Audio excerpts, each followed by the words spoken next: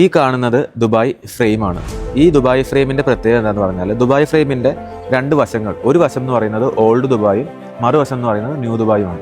ഈ old Dubai എന്ന് പറയുമ്പോൾ മൻകൂല്, കരാമ, കിസൈസ്, ബർദുബായ്, ഈ ലൊക്കേഷനൊക്കെ ഓൾഡ് ദുബായും, ഇതിന്റെ മറുവശം എന്ന് പറയുന്നത് ന്യൂ ദുബായുമാണ്. അതായത് down town, Sheikh Zayed road, business bay, അങ്ങനെയുള്ള ലൊക്കേഷൻസ്.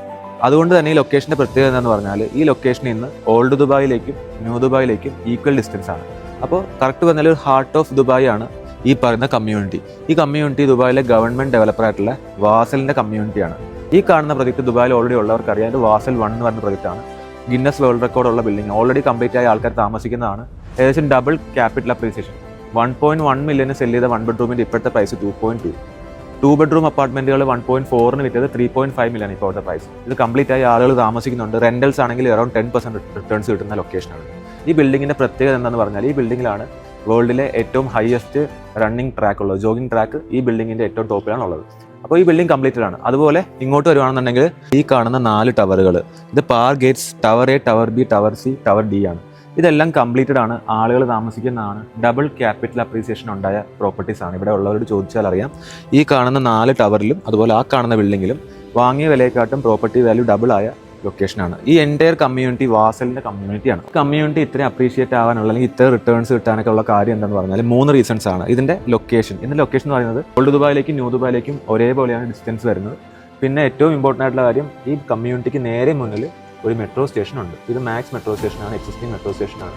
അതുപോലെ ഈ കാണുന്നത് ഷെയ്ഖ് സായദ് റോഡിലേക്ക് ഡയറക്റ്റ് കണക്ട് ചെയ്യുന്ന റോഡാണ്. അപ്പോൾ നമുക്ക് ഒരു പ്രോപ്പർട്ടി എടുക്കുമ്പോൾ എന്തുകൊണ്ട് മെട്രോ സ്റ്റേഷൻ അല്ലെങ്കിൽ എന്തുകൊണ്ട് ലൊക്കേഷൻ നല്ല ഡെവലപ്പർ, ഇത് ഗവൺമെന്റ് ഡെവലപ്പറാണ്. ഇപ്പോൾ റീസെൻ്റ്ലി ഇവിടെ ഒരു പ്രോപ്പർട്ടി ലോഞ്ച് ചെയ്തിട്ടുണ്ട്. ഈ കാണുന്ന ടവറാണ്. ഇതിപ്പോൾ റീസെൻ്റ്ലി ലോഞ്ച് ചെയ്ത പ്രോപ്പർട്ടിയാണ്.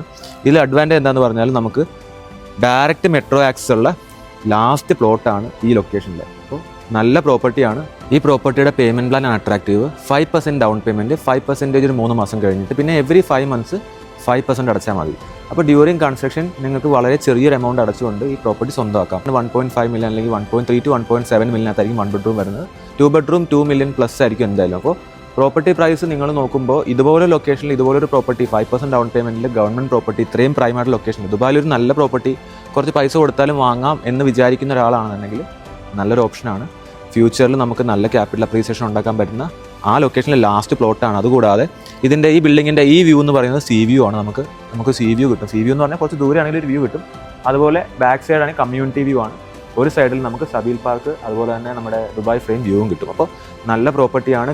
താല്പര്യമുള്ളവർ കോൺടാക്ട് ചെയ്താലും നമുക്ക് ഈ പ്രോപ്പർട്ടിയെ കുറിച്ച് ഡിസ്കസ് ചെയ്യാവുന്നതാണ്. ഇതുപോലെയുള്ള നല്ല പ്രോപ്പർട്ടീസിനായിട്ട് ഈ പേജ് ഫോളോ ചെയ്യും.